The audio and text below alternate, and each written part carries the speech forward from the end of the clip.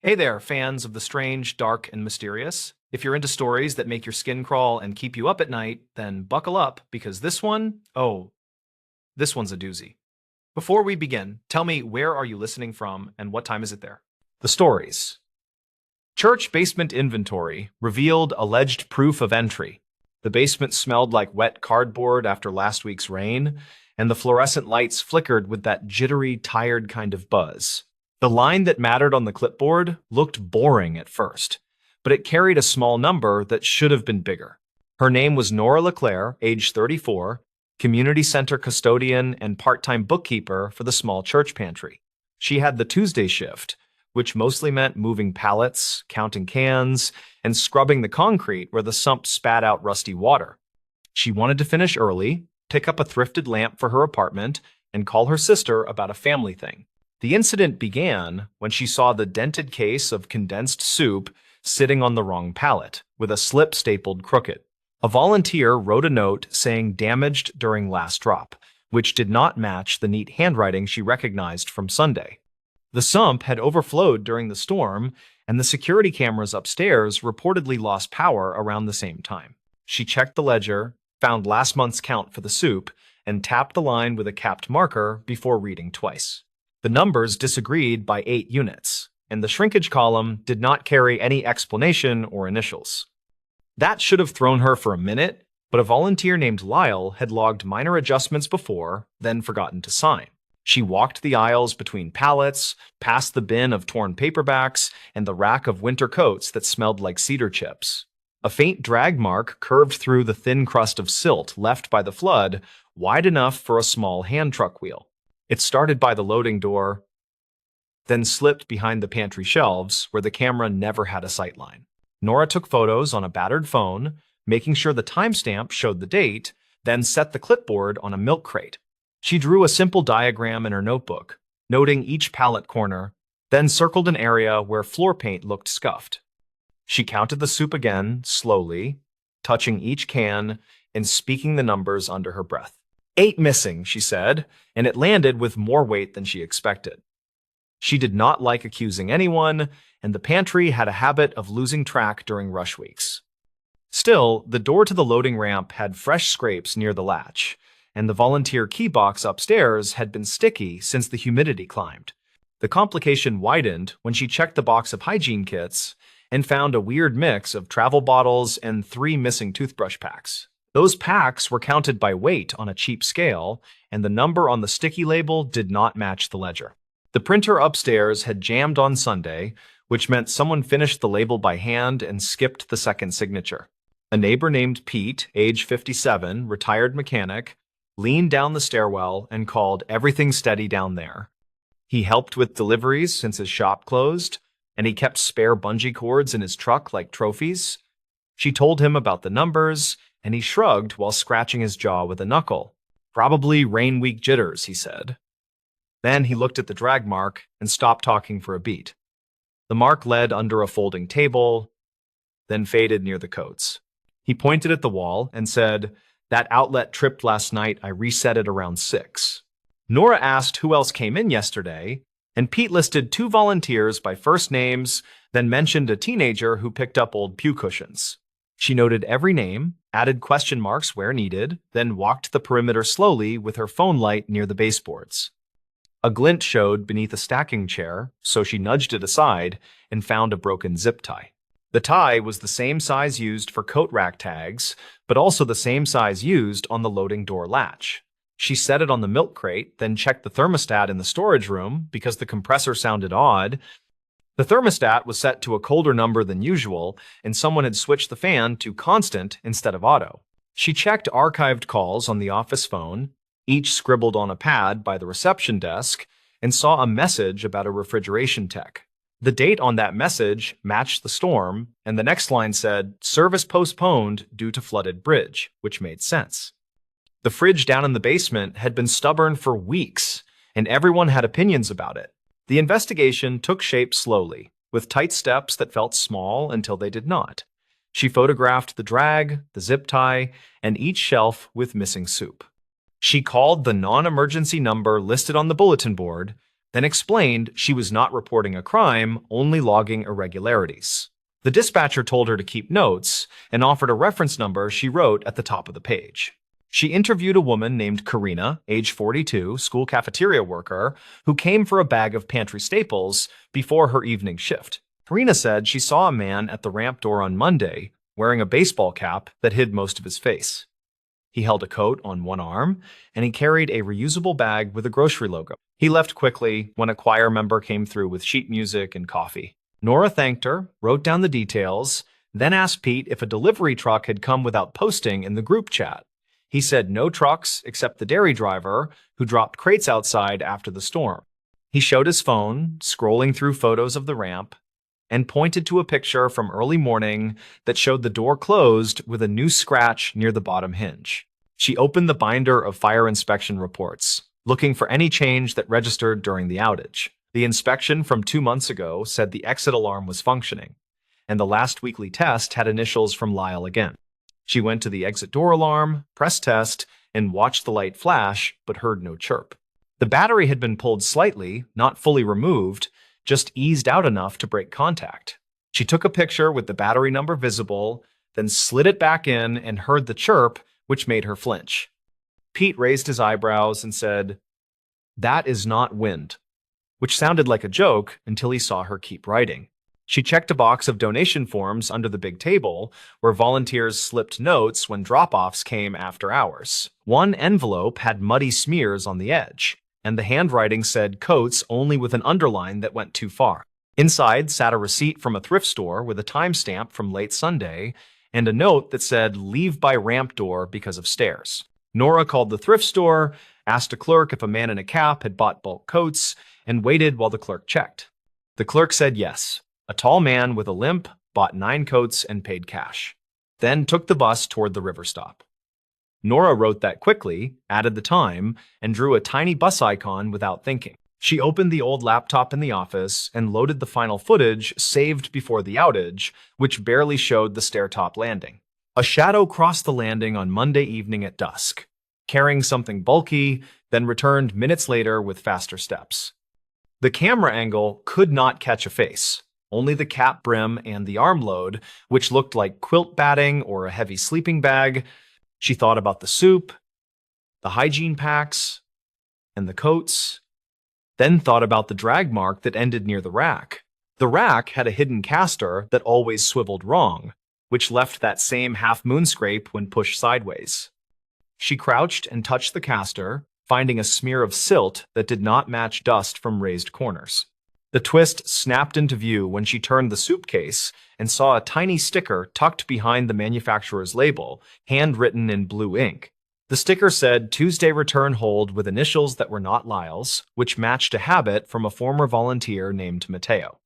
He left months ago after a family problem, but he signed returns with looping letters that everyone teased. Mateo's sister had asked for help in winter, and someone recalled she lived near the river park in a tent for a month. Witness statements from that season mentioned a man with a limp who avoided the main entrance because of pride. The archived calls showed a message from a restricted number on Monday evening, which said, "Ramp door buzzer broken, will circle back at dusk." Nora realized the inventory miscount for soup matched exactly the number of coats purchased at the thrift store on Sunday. 8 missing cans, 9 coats reported, and 3 toothbrush packs absent from the hygiene bin. She checked the program binder that tracked special requests, which listed a short note from 2 weeks ago about a family living in a truck with limited storage. Soup was labeled easy to heat, coats were labeled heavy but foldable, and toothbrushes were labeled priority for school-age kids. She looked at the ramp door again and saw a second set of scrapes, higher up, where a crutch might have knocked paint from the frame. She remembered Mateo broke his ankle years back, and the limp never fully left. Pete cleared his throat and said, "You think this is not a break-in, right?" Nora kept her voice steady, then said, "It looks like someone who knew the layout, who made sure the alarm stayed quiet, and who avoided asking directly because of shame." He rubbed his jaw, then nodded slowly as he watched her take a photo of the scraped paint. They called the non-emergency line again, and she read her notes while the dispatcher typed. The dispatcher said an officer could make an informational visit tomorrow and advised them to secure the door and replace the tie. She logged the reference number, stapled the list of missing items to the daysheet, then wrote a clear statement about suspected entry without damage for records only. She left a message for the pantry coordinator, age 51, paraeducator, explaining the situation with careful words about the storm and the power hiccup.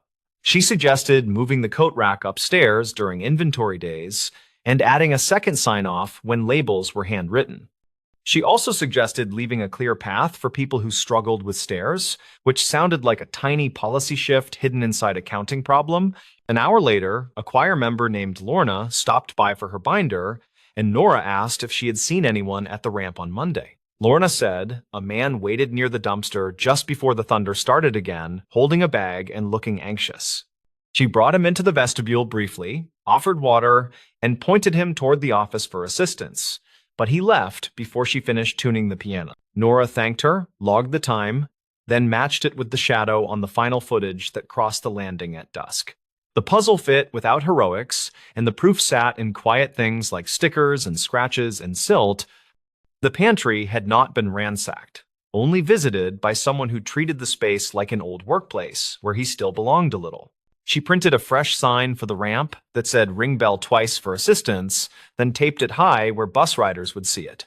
She taped another sign next to the loading latch that reminded volunteers to check the exit alarm light before locking. Pete found a spare battery for the alarm in a drawer and switched it while whistling a few off-key notes. Before leaving, she took one last slow walk with the clipboard, checking counts, finding that the numbers now made a practical sort of sense. The soup miscount lined up with the return sticker, the drag mark matched the broken caster, and the exit alarm explained the quiet door. The proof of entry was not dramatic, yet it was enough to tell a story that accounted for every small change. The next afternoon, the coordinator called back after speaking with a patrol officer who agreed to mark the report as information only. The officer reportedly checked dispatch logs from the storm night and confirmed multiple power blips across the block, which could explain the camera outage without conspiracy. The coordinator also reached Mateo through a community contact, who acknowledged taking coats and supplies, then offered to meet with her to return the soup or sign for it officially. Nora sat at the folding table and wrote a short summary for the pantry records, keeping it plain and careful and believable. She described the season's pressure, the storm, the small mistakes, and the way people try to preserve dignity when they are worn thin. She ended with a simple line about counting what matters and leaving a light where it can be found. She locked the loading door with a fresh tie, turned the thermostat back to normal, and unplugged the stubborn fridge for a counted 10 before restarting. The compressor settled into a softer hum that made the space feel less anxious, and the fluorescent lights kept their flicker but seemed less harsh than earlier. She put the clipboard away, then washed the silt from her hands until the water ran clear. On her way up the steps, she looked back at the neat rows of cans and the rack of coats that hung like quiet witnesses. The basement did not feel like a crime scene. It felt like a place that absorbed hard weather and kept doing its small work. The inventory told the story the way ledgers often do, not loud, not dramatic, but steady and specific enough to be true. Pete waited by the door and asked if she still wanted to find that lamp after her shift, and she smiled and said yes. He held the door as they stepped into the thin sunshine that follows a week of rain, where water still shone in shallow puddles. She made a mental note to buy a pack of batteries and write bigger labels, then walked toward the sidewalk with an easier stride. Later that week, the coordinator posted a message thanking the volunteers for patience and reminding everyone to sign twice when handwriting labels. The note also said the ramp bell worked again and that the basement alarm had a new battery with a date written in marker. A final line invited anyone needing help to knock during open hours and to leave a note if mobility made the stairs hard. Nora kept the broken zip tie in a drawer with a handful of odd things that never quite fit anywhere. She wrote the date on a card and tucked it with the tie as a simple reminder that proof can be small and stubborn. The basement went back to smelling like cardboard instead of worry, and the flicker of the lights felt ordinary again. She told her sister about the lamp and then about the inventory, and they both laughed quietly at how much a can of soup can reveal. The town kept moving around them in a slow, practical rhythm that ignored weather until it had to pay attention. The story rested inside a file folder without drama, but with enough careful detail to be respectfully believed. The stories. Why this librarian flagged a proof of life card. The card did not belong in a stack of overdue notices, yet there it sat with block letters that actually read proof of life. The wording was too blunt for a library reminder, and the date matched a missing persons flyer that had quietly vanished last winter. Maris Kerner was 39, and she worked the morning desk at a small community library in a prairie town that had long trains and big skies.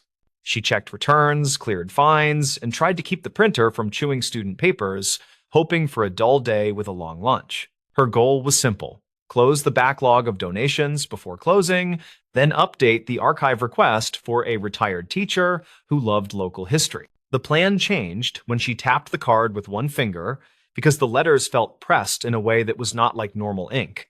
She knew the circulation trays by heart, and this one had been emptied by a student helper with careful notes on every slip.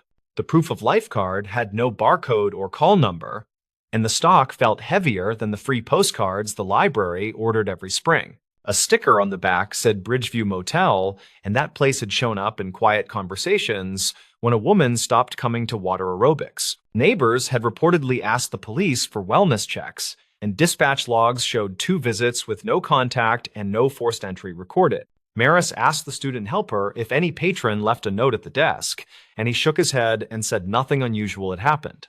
She opened the staff notebook and found a scribble from last night that read, "Man with scar asked about photo paper and left in a hurry." The notebook entry had a time near closing, plus the initials of a part-timer who did not scare easily, which made her stomach tighten. She made a photocopy of the card, then slipped the original into a book cover to keep it flat, planning to ask her supervisor after lunch. The timing gnawed at her because last night rain had cut the power for 10 minutes and the cameras blinked back with their clocks wrong. She checked the foyer camera on the old monitor by the office door, where a green light flickered like a tired firefly across the screen. The video showed a tall figure in a work jacket standing at the flyer board, then turning toward the desk before the feed glitched to static. A minute later, the screen returned, and the figure had moved behind a pillar, which made no sense since that area was staff-only after hours. She printed stills from the footage and laid them beside the card, noticing the jacket pocket shape that looked stuffed with something flat and stiff.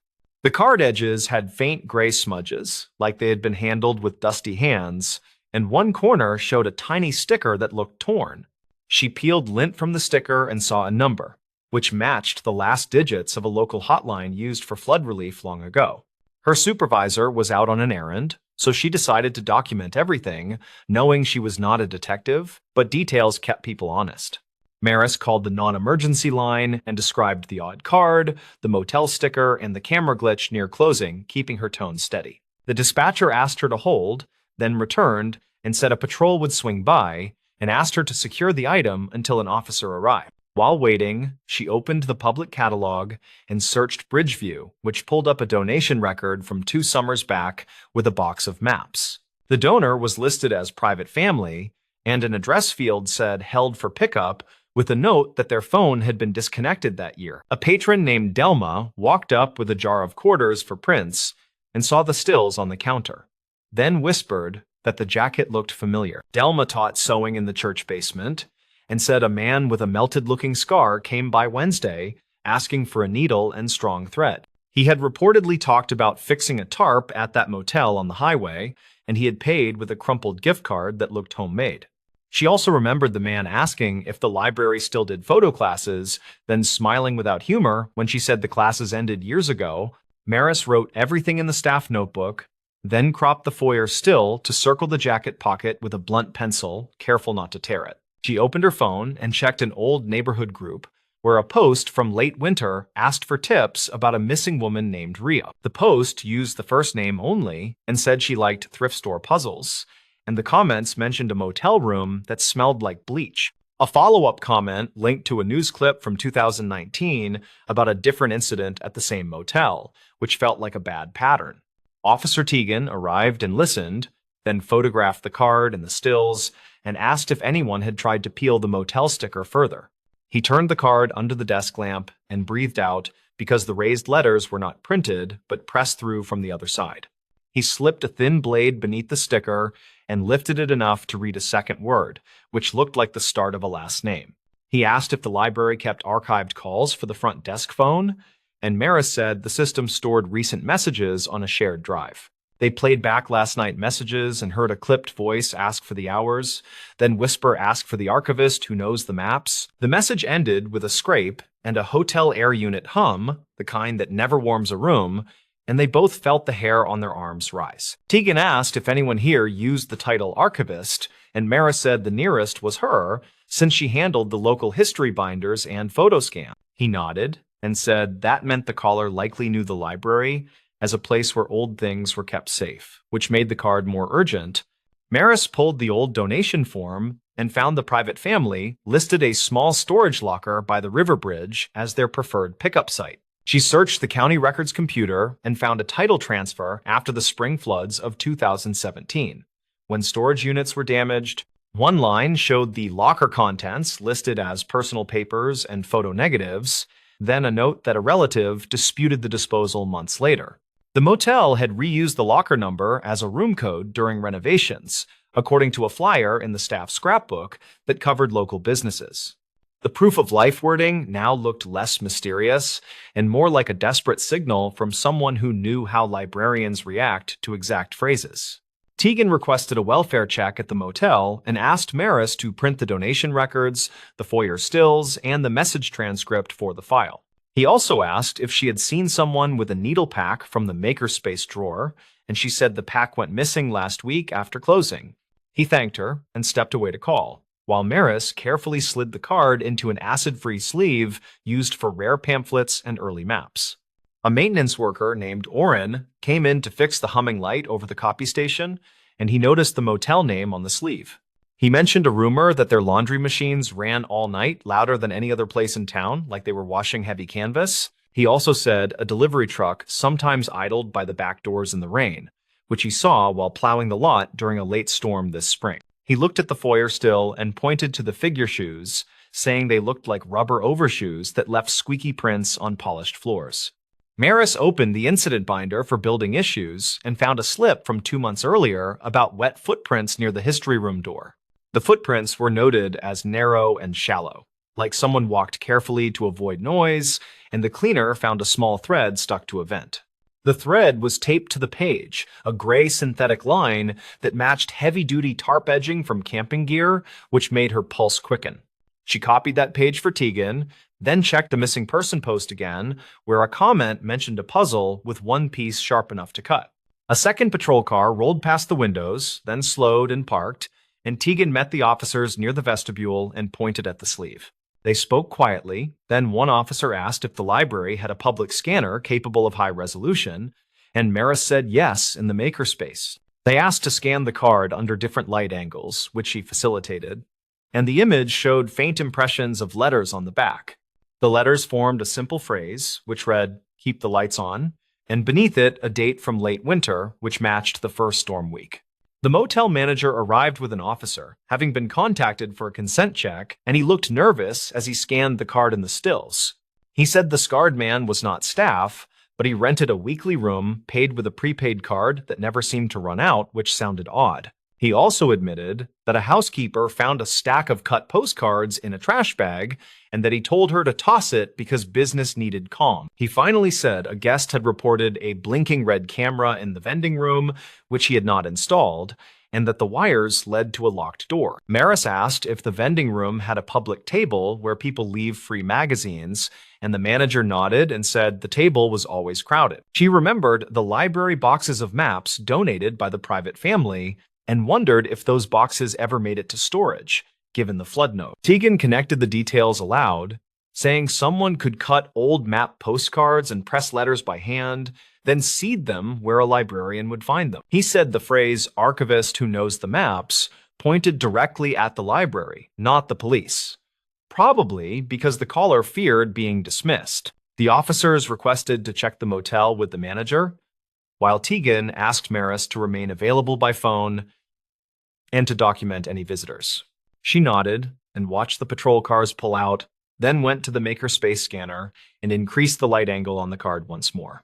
A faint watermark appeared, not from the library, but from a local print shop that closed in 2015 after a family illness. She called the shop number, which now forwarded to a nephew, and he said remaining stock from the shop had been sold to a flea market outside town. Maris drove her own car on her lunch break to that flea market, a windy row of sheds with tables covered in tools and blank cardstock. She asked a vendor about heavy postcard stock, and he pointed at a box labeled Miscellaneous Prints, which included 2 stacks with the same watermark. Under the stacks, she found a small roll of black camera tape with faint dust, the same tape the library used to secure cords along the baseboards. The vendor said a man with a scar bought similar stock days ago and paid cash and asked about a motel discount that no one had heard of. Her phone buzzed with a text from Tegan that said they found a hidden door behind the vending machines, which opened into a laundry tunnel. He wrote that a woman had been located on a cot with her hands taped, alert and speaking, and asking for a librarian by job title. He added that the woman was taken to a clinic and that she confirmed she made the cards on old map stock to get attention without causing panic. She had placed the card in the library because she remembered a winter program where librarians showed how paper holds impressions from firm pressure. Maris returned to the library and sat at the staff desk, quietly letting the fluorescent hum settle back into its usual dull chorus. She wrote a detailed account for the file, starting with the first odd feel of the letters and ending with the clinic update from Tegan. She noted each source she had used, including the archived calls, the FOIA footage, the staff notebook, the donation records, and the local forums. She kept the tone factual and steady, because stories grow teeth when you rush them, and details keep those teeth from biting the wrong person. Tegan came back near closing and thanked her, then asked if the card could be logged as evidence, with a copy kept for internal records. She agreed and placed the sleeve in a labeled envelope, then printed a plain copy for the library binder and returned the stills to the folder. He told her the woman would be interviewed later and that she had given a first name only and asked that the librarian not be publicly named. He also said the scarred man had left during a shift change and that nearby cameras picked up a truck with a tarp that matched the gray thread. Maris locked the FOIA board and removed early flyers that were no longer current, then called the part-timer who wrote the notebook entry.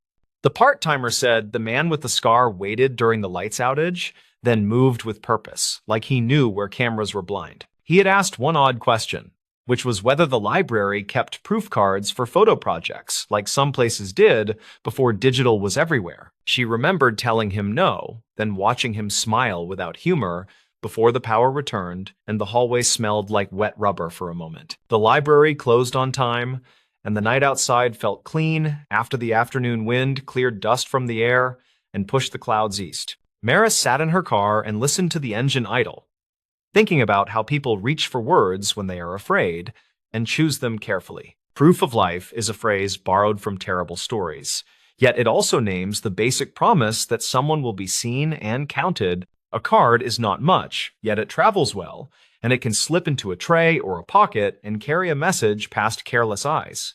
In the following week, a quiet update landed in the local paper, calling the event a welfare recovery with cooperation from community partners.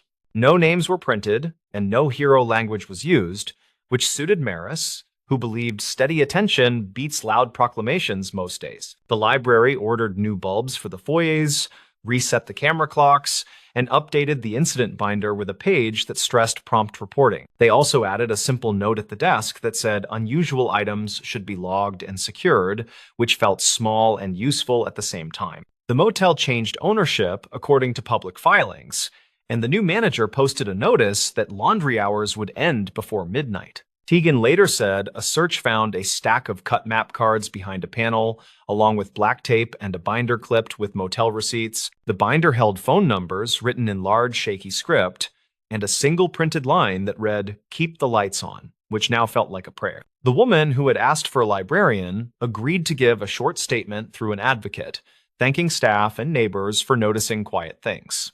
Maris kept a copy of the card scan behind the desk, not for display, but for training new helpers on why details matter even on slow days.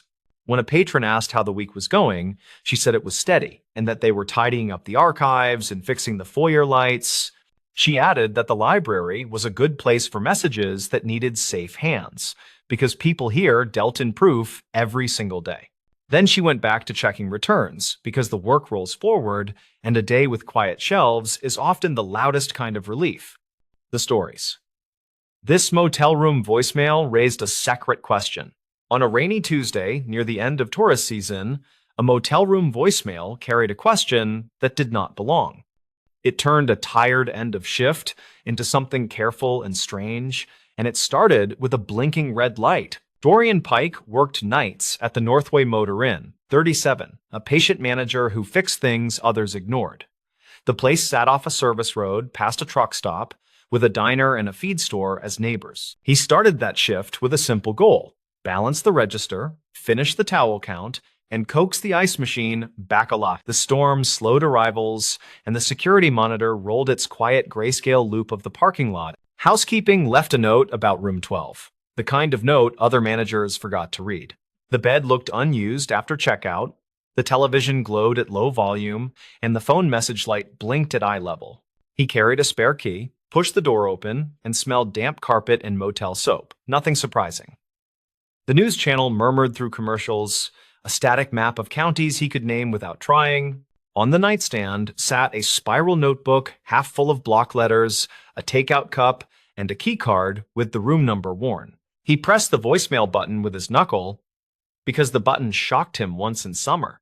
A male voice filled the room with a flat question that stopped his hand, like a bad chord laid wrong. The voice asked, "Did you move the smoke detector again?" And then silence, followed by the system tone and cutoff. He replayed it twice, and the question felt like a pebble in a shoe, something to be dealt with. Smoke detectors did not get moved by guests without reason, and nothing about the room said routine or careless. Dorian checked the detector on the ceiling, a cheap white unit that did not match the others on the hall. The motel used one supplier for replacements, and this casing lacked their sticker and the penciled date inside. He stood on the chair, unscrewed the ring, and found fresh scuffs around the mounting plate as if removed recently. The unit felt heavier than a sensor should, and the test light never flashed, which meant battery or guts. He set it down on the table, and the vent above the television rattled just a little with the wind. He turned off the television, let the room get quiet, and heard faint tapping through the vent to the next room. The motel had a habit of telling its secrets through noise, and he had learned that language over years. He stepped into the hall and knocked on room 14, where a regular was finishing a long week of fieldwork. Quinn Hauer was 29, a cell tower contractor with a tool bag and a precise way of speaking. Quinn opened the door and said, "Heard the tapping, thought it was heat, but it kept hitching, like somebody counting seconds." Dorian nodded, thanked him, and walked back to room 12 with the detector in his hands and a growing list. He checked the guest ledger for that room, found the name Shane Bennett written in rough ballpoint yesterday afternoon. The rate was paid in cash with a $20 deposit, and there was a note about requesting a high floor. The motel only had 2 floors, which made the request sound like reflex, not preference, and it bothered him. He logged into the creaking PBX console behind the office door, a beige box that stored more than it admitted. The system kept message times, not caller numbers, but it stored archived call counts and extension traces within limits. The voice message timestamp put the call at 4:21 this morning when he had been home asleep. The system marked it as external to the motel, but without a number, which meant blocked or masked through a service. He played the message once more through the PBX speaker, and this time he listened past the words to the air. There was a faint horn in the background, not a car, something long and low that cut through the compressor hum. The town had 2 train crossings, one near the elevator factory, the other near the river access by Mill Road. The factory horn sounded higher by habit, and the river crossing had a long, lonely tone that travelers remembered. He wrote train horn in the notebook, then dialed the non-emergency line and described a suspicious device in room 12. He kept the language careful and factual, and the dispatcher asked for his name, then said a unit would respond. Housekeeper Irina Kowalski stopped by the desk to clock out. 58. Quiet. A 10-year veteran of the place. She saw the detector on the counter and said she smelled glue when she changed linens, thought it came from that. He asked if she saw anyone in room 12 after checkout, and she said only a woman with a baseball cap. She had a service bucket and a ring of keys, and Irina thought she was with maintenance, since she walked like staff. There were two maintenance guys by payroll. Neither wore caps, and neither worked Tuesdays after 3 in the afternoon. He wrote this down, then checked a clipboard of deliveries, and found a package signed by someone not on schedule.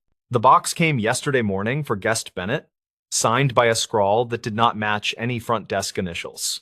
It contained a replacement smoke detector per the note, which made the blinking voicemail question feel heavier. Dorian carried the box to the office, found bubble wrap inside, plus a cutout where the detector had Saturday, tape residue stuck in a neat circle on the cardboard, and a tiny zip bag with nothing in it fell from a seam. He looked at the detector again under the desk lamp and noticed a slot behind the grill where no slot should be. He slid a paperclip in and clicked against something spring-loaded, which offered and then refused to move. The responding officer arrived while the storm thickened, and his boots left dark prints that dried like islands. He introduced himself as Deputy Holloway, 40, calm voice, and asked for the room key, the voicemail, and the timeline. Dorian played the message for him on the office speaker, and the train horn showed itself again under the words. Holloway wrote it down, then called in the serial from the detector, and the brand came back to a discount dropshipper.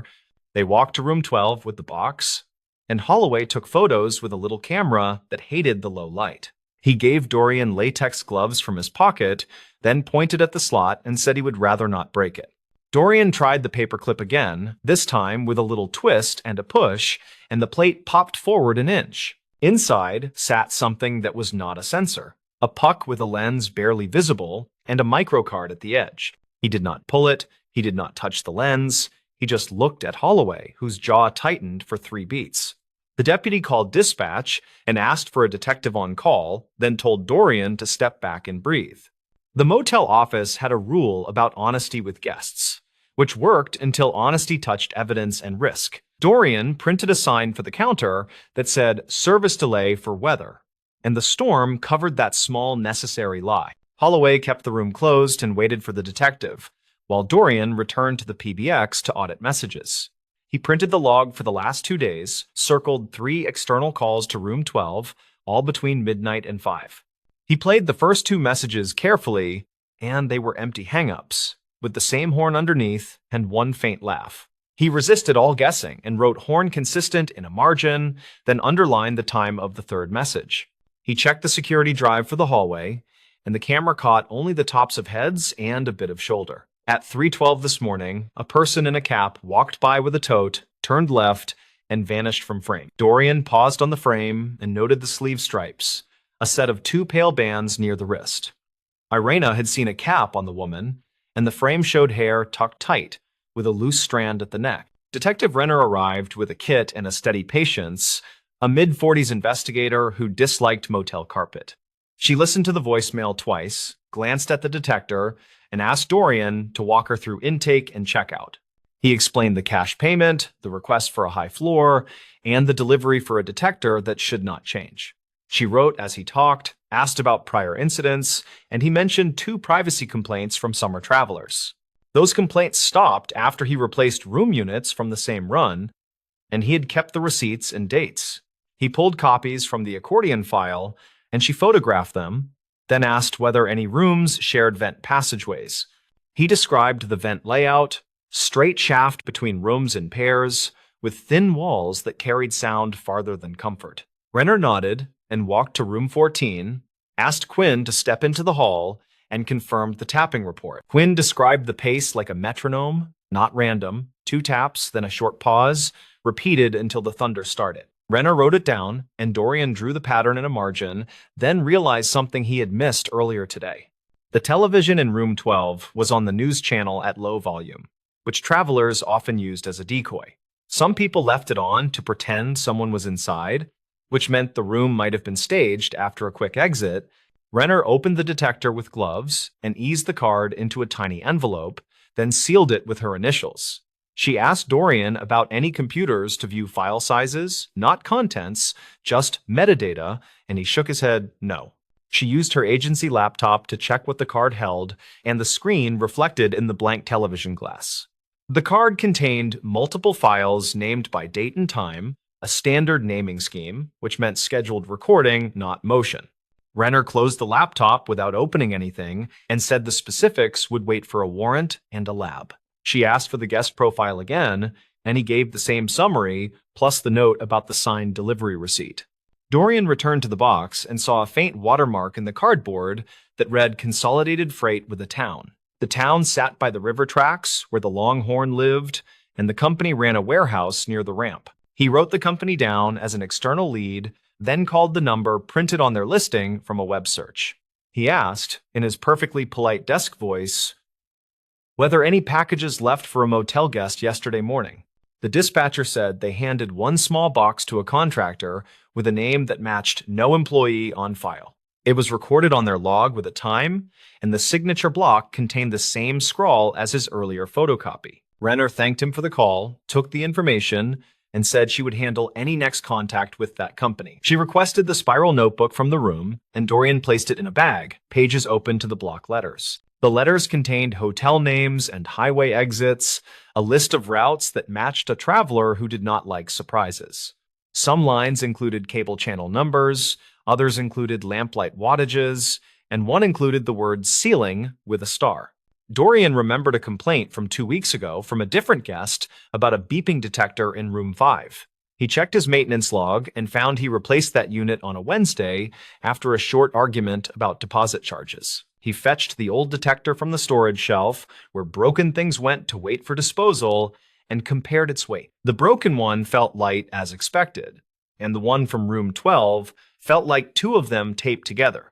He unscrewed the broken one and found no strange slot, only dust, a dead battery, and the usual brittle plastic. Renner watched from the doorway and nodded, then answered her phone, and her yes sounded like cautious confirmation. The non-emergency dispatcher had pulled 2 archived calls from the spring that sounded similar, not identical, but close. Each referenced a detector, each asked whether it had been moved, and both targeted rooms paid in cash and late.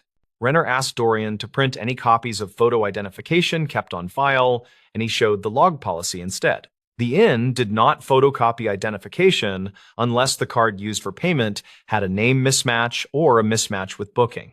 He looked at the lobby camera track for the check-in, and the frame showed a jacket with sleeve stripes again.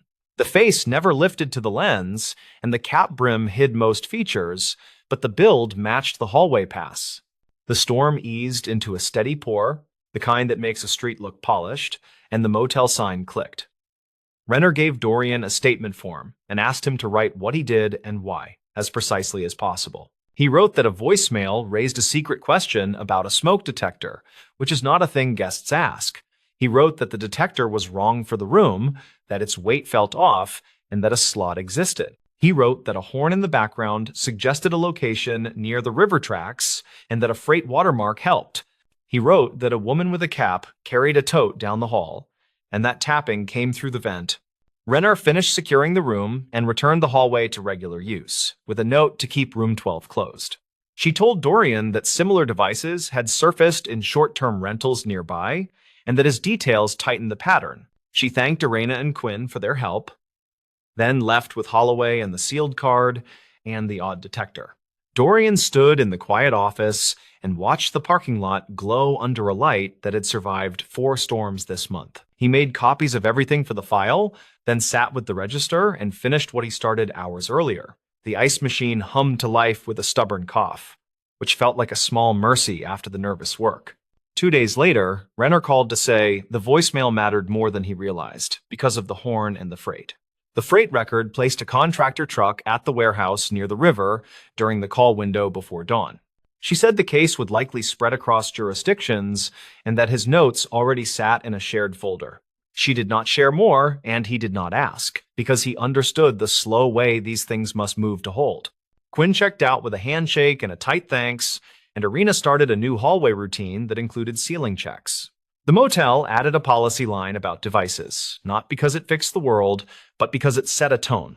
On the next Tuesday, the phone light blinked again in a different room, and Dorian felt a breath catch. He pressed the button and heard a normal message from a family asking for extra towels, and he laughed because relief deserves sound. He still thought about the spiral notebook, about the starred word ceiling, and about the staged television glow. He thought about the simple question that did not belong, and how such questions sometimes opened doors no one planned. Travelers came and went, the storm season thinned, and the parking lot felt like a stage that forgot its lines. Dorian kept the office tidy and the camera lenses clean, and he learned to trust the hairs rising on his arm. The stories. This highway turnout kept a missing trucker's toll receipt. The turnout sits between scrub pines and a windblown ditch, and it held a toll receipt longer than anyone realized. The receipt came from a night when a driver stopped for 6 quiet minutes, then disappeared beyond the concrete barriers. Dorian Hale worked highway maintenance for the county, age 37, and he took pride in simple, measurable things. His Thursday assignment was routine line checks, with a side errand to clear debris from an overflow grate near the eastbound turnout. The morning felt ordinary as he idled the orange pickup, sipped gas station coffee, and clipped a laminated checklist to his clipboard. He pulled on gloves, set cones, then walked the shoulder counting reflective posts, and he hummed a tune he could not place. At the turnout, he knelt by the grated culvert, where stray plastic and crushed cans made a soggy stripe against rusted mesh. A folded paper showed only a blue stripe and a timestamp smudged by rain. The paper was stiff, thin, and heat-printed, the kind used at toll plazas that still handed cash change. He eased it open with a screwdriver tip, read a plaza name he recognized, and traced a time almost exactly 2 years back. The fare matched a commercial axle count, and a faint pen mark read Brandt in shaky block letters. Dorian knew the surname because his father still kept a clipped article about a driver named Silas Brandt. The story said a veteran hauler left a warehouse near midnight, then failed to deliver a load of drywall and never returned calls. Investigators canvassed truck stops, pulled camera footage, and searched an exit ramp pond where a guardrail once stood bent. The county replaced that rail within a week, and Dorian helped pour the new anchors under a bitter early spring sky. He remembered the way troopers scanned the water with side-scan gear, and he remembered a family photo taped to a utility pole. The picture showed a smiling man with deep crow feet lines, wearing a ball cap shaped by years of Sunday. He set the receipt on the warm truck hood, and he felt a nervous pull he did not want to ignore. He radioed dispatch for a non-emergency inquiry, explained he found what looked like a toll slip, and requested guidance from the patrol office. The operator took his badge number, logged the time, and said an investigator would call once she could review the old case file. The call came after lunch from an investigator named Fenna Ortiz, who spoke carefully but asked direct questions. She confirmed the surname matched the missing driver, and she asked Dorian to secure the paper in a clean envelope. She told him to keep working as usual because she needed to check archived calls and bridge camera timestamps before driving out. He locked the receipt in a plastic map pouch, finished the great work, then walked the turnout with a slower, sharper eye. The asphalt showed faint striations where heavy rigs often idled, and a single bolt head gleamed bright against dull gravel. A cracked mirror shard lay half buried near the weeds, reflecting a tuft of cloud that moved like something alive. He logged the shard as debris, snapped a photo with a timestamp, and saved it among his maintenance images from earlier weeks.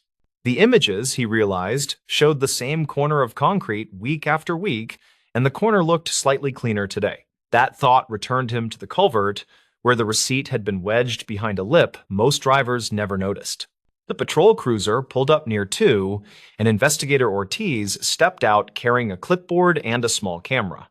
She was mid-40s, concise, and she asked for the sequence from his arrival to the moment he opened the folded paper. He described the gloves, the screwdriver tip, the awkward angle at the grate, and the exact place where the paper caught. She photographed the culvert, the hood of his truck, and his gloves, then placed the receipt in a fresh evidence sleeve. She asked whether he had heard of any scavengers or roadside sellers who might pick through turnouts in quiet hours. He shook his head and mentioned night fishermen at the quarry road and a retired lineman who walked his dog near dawn. Ortiz had already checked dispatch logs from the night Silas vanished, and those logs showed 2 calls near that turnout. One came from a motorist reporting a stalled box truck on the shoulder, which cleared itself before a trooper arrived. The second came from a bridge camera technician, noting a brief outage around 2:12, which was dismissed as routine.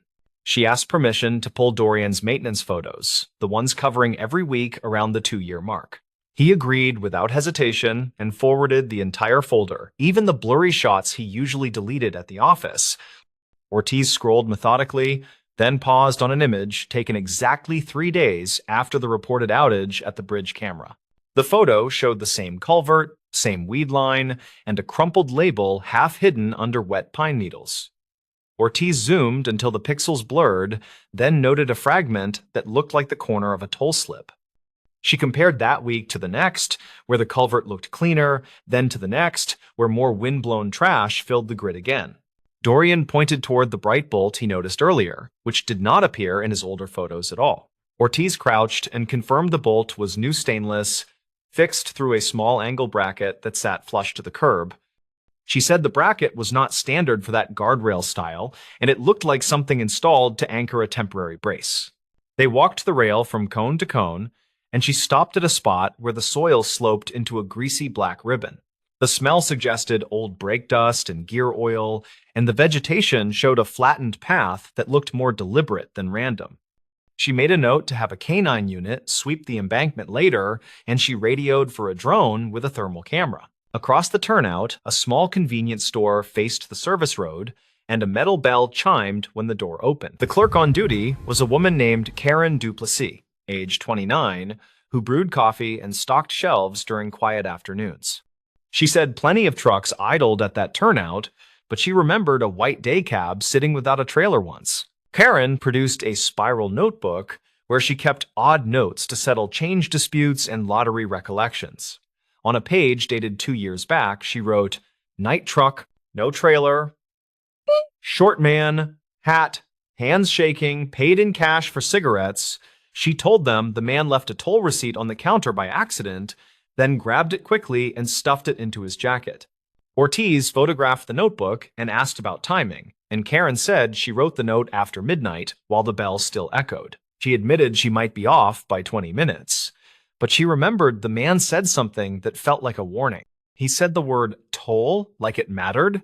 Then he asked if anyone was working late at the bridge control shed. The bridge control shed sat above the river, spanned 3 miles east, where cameras watched traffic and signboards scrolled travel times. Ortiz called a former technician named Orville Pacheco, age 62, who kept his own notes in a faded green ledger. He said he logged an unexpected visit that same night. When a man in a reflective vest asked for camera reset access, Orville said the visitor showed a badge sleeve without a badge, which made him cautious, and he refused to grant access. He called the after-hours line to report a vendor mismatch, and the line recorded his message with the time he spoke. The line, according to archived records, Ortiz had already pulled, captured footsteps, a door open sound, and muffled traffic noise. They returned to the turnout while the drone lifted into a steady grid pattern, and Ortiz asked Dorian for his honest read. He believed the receipt had stayed near that lip for months, then shifted forward during a recent heavy storm last spring. The spidering of dirt on the paper edges matched the way silt moves when culverts push water hard toward daylight. The drone operator flagged a heat anomaly under the slope where the grease ribbon angled into brush and sage. A buried object held temperature longer than the surrounding dirt, and its shape suggested a long chassis with a missing rear section. Dorian stared at the screen while Ortiz arranged a small excavation crew and a wrecker with a winch and safety chains. The bucket peeled turf like old cloth, revealing crumpled metal painted white and a scraped cereal plate near a crushed step. The cab had separated from a frame that showed clean-cut ends, not torn ends, and Dorian felt his stomach tighten hard. The clean ends suggested someone removed the trailer hardware with purpose, then eased the cab down the slope intentionally. Ortiz called the medical examiner and the state commercial unit, then stepped away to speak to a number marked confidential. She returned with a firm face and told Dorian she needed one more favor while crews secured the scene. She asked him to drive to the scrapyard 2 exits west, where way logs sometimes kept more truth than anyone expected. At the yard, a supervisor named Harlan Voss, age 55, carried a tablet loaded with camera stills and cash tickets. He said people brought cut frames to his scale weekly, and he flagged one ticket dated 3 days after the reported outage. The still showed a flatbed hauling a truck frame section without a cab, strapped tight with chains and cheap ratchet binders. The driver wore a reflective vest, a hat pulled low, and gloves that looked new, and his hands seemed unsteady at the counter. Harlan remembered the hands because the driver dropped a toll receipt while counting bills, then apologized like he was late for something else. The camera caught the corner of the paper, and the blue stripe matched the one on Dorian's find. Ortiz requested the original video and the ticket, then compared plate numbers with the state registry and commercial inspections. The plate belonged to a hauler who reported his flatbed stolen for one night, then found it returned with fresh chain marks. He never filed a full report because the trailer came back clean, and he feared insurance delays could wreck his month. Piece by piece, a picture formed that did not look like a ghost or a river taking what it wanted. A driver left a warehouse near midnight, stopped at the turnout, and met someone who needed the cab but not the frame. The someone posed as a camera contractor, killed a low-priority feed, then arranged to hide a cab where eyes rarely linger long. The twist came from a small sticker inside the cab roof, which a trooper peeled away from dust with a gentle thumb. It showed a fleet service company that kept neat records, including oil changes, mileage notes, and a knack for precise dates. Their files showed work performed 2 weeks before the disappearance, and the mechanic wrote a side note about a key copy. The mechanic wrote that a third key was requested by a man who said he was the night dispatcher, and he paid in cash. The mechanic thought nothing of it until Ortiz called.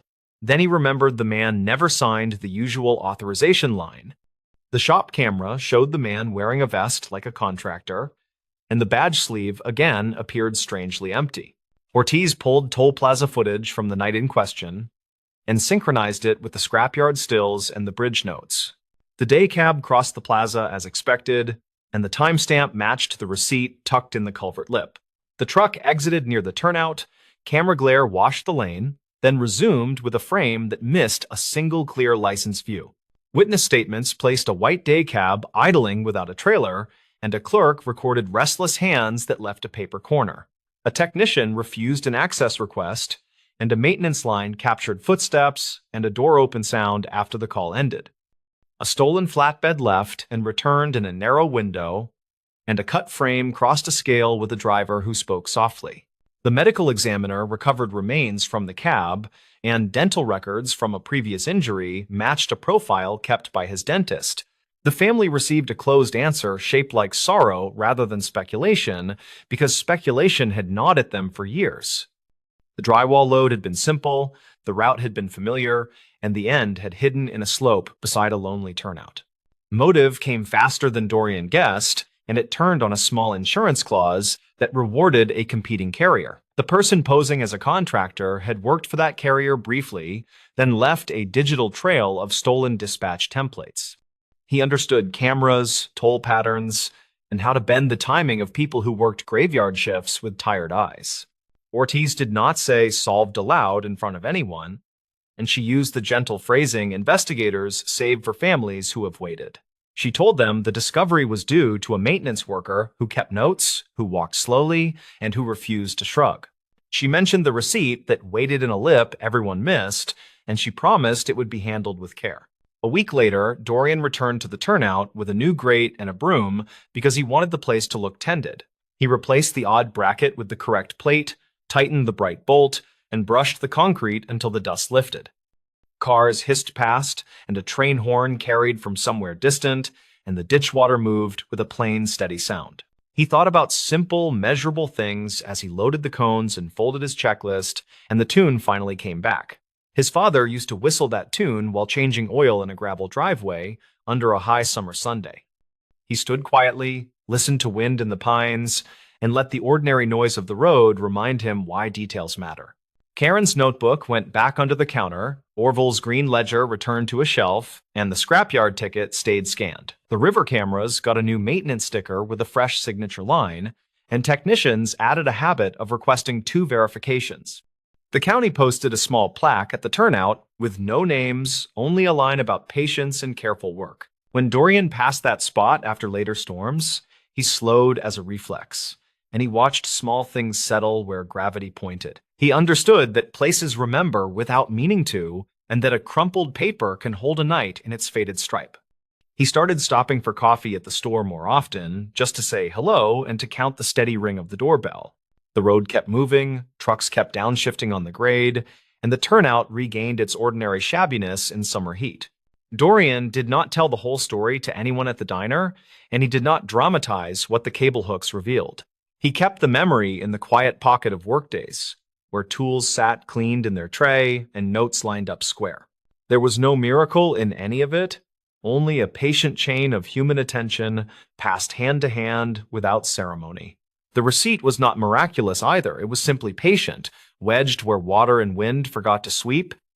A missing driver got his name back in a single sentence, and a family traded uncertainty for grief that could finally breathe. Years will pass, and that turnout will keep catching wrappers and leaves, and a worker will kneel to clear them. Someone will hum without knowing why, and maybe remember how a small slip of paper can outweigh a rumor. The place will not speak, yet it will still hold that long night in the print of its concrete, quiet as a held breath. Dorian drove away as shadows crossed the lane markers and the orange hood flashed twice in the side mirror. He felt lighter and heavier at the same time, which is how truth can sit after it finally finds a home. He did not chase the tune anymore, and he did not rush the checklist, because patient work had already taught him what mattered today. He believed there were other receipts under other lips somewhere, and he hoped other hands would take them gently. He kept his camera roll tidy, his gloves clean, and his pencil sharp enough to write down what needed remembering. The turnout stayed ordinary when he left, but the ordinary held a story now, and that felt exactly right. The stories. Dispatcher, who kept the secret from a bridge call, the call began with the sound that never leaves him, a river hush that sat under a thin voice. On the log, it read as a welfare check near the west span. The timestamp matched the shift change. The tower camera sent a smeared view of headlights, and the wind pushed rain and slanted ropes across steel. He wrote the first line in block letters. Male caller. Alone? No traffic lane blocked. Unknown age. Unknown intent. In training, they, from the start, had said, the first 10 seconds decide the rest. He believed that for years. He had a plain goal that night. Finish paperwork early, drink the cold coffee anyway, and get home before midnight. Kellen Duarte, age 38, worked as an emergency dispatcher in a river town that never liked headlines. He lived quiet. 2 rooms over a grocery where the owner knew his name and saved him bruised peaches. He was good at the slow voice and the clear questions. He kept a notebook with dates and little arrows. On the tape, his opening line sounded the same as always. County Communications, tell me what is happening. The caller coughed, then said he was at the railing near the center truss. He asked for no sirens.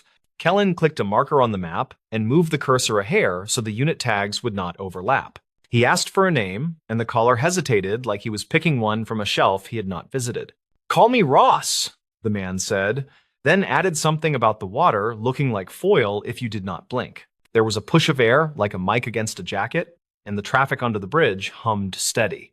Kellen kept the tone even, told Ross that people could meet him where he stood, and asked what brought him there. Someone I loved died on this bridge, Ross said. And his voice steadied, like he had waited to finally say it. In his log, Kellen wrote the words that mattered. Loss stated. Prior connection to scene. No weapons reported. Calm speech. From the other console, Nira scrolled road closures and passed him a sticky note that read, Northbound lane is clear. He muted the room feed for a second, so the printer squeal would not land in Ross's ear and spook him. He asked the year of the loss, and Ross said it fast, like it tasted bad. 2014. Kellen repeated the year and let the silence work while he dispatched a patrol car and a medic unit in the background. He knew the story people told about that year. A sedan climbed the curb during a storm and hit a contractor. The papers had run one photo of cones and a dropped hard hat. No names followed, just an archived blurb and rain. From the tower camera, a freight train horn carried along the riverbank, then faded as the unit names flashed en route. Kellen asked if Ross knew the person who died by name. Ross said he knew the face and the last words. A small thing changed in Kellen then. A sound from the record shelf in his mind fell flat and stayed there.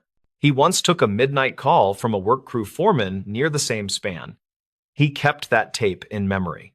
Ross said the last words were not for him. They were for a dispatcher who told the crew to hold 10 minutes. Kellen tapped the headset cushion, careful to keep the room quiet, and asked where Ross had heard those words. Ross said he had heard them from a phone found in a cracked case under the North Pier after the storm. He said the phone worked for one day after the rain stopped, and that he had played the last message recorded. He said the message was from County Communications with a different voice, and it told the crew to stay clear. Kellen felt the old shift wash through him. The storm year had ended in a tangle of rumors and a closed memo. He had read that memo while filing tired overtime sheets. He filed it without speaking and chose to keep moving. On the camera, one pair of headlights slowed near the shoulder as if a driver could sense the weight of the rail. Kellen radioed the nearest cruiser to stage 2 blocks off with lights off, and he asked Nira to notify the medic quietly. He asked Ross to tell him who the contractor was, and Ross said the name with a short stop between first and last. The name matched the contractor mentioned in the closed memo, except the memo had spelled the name without an accent mark. Kellen wrote the name as Ross said it, exact and careful, then underlined it once for the transcription that would follow. He asked Ross why he came now and not earlier, and Ross said an anniversary sits on the mind like a stone. He also said that the memo never named the dispatcher who told the crew to hold, which was why he had called. Kellen understood the shape of that ask, even if the words around it were soft. He was not supposed to name staff. The policy existed for safety and sanity, and it covered nights when grief needs a door and someone tries that door.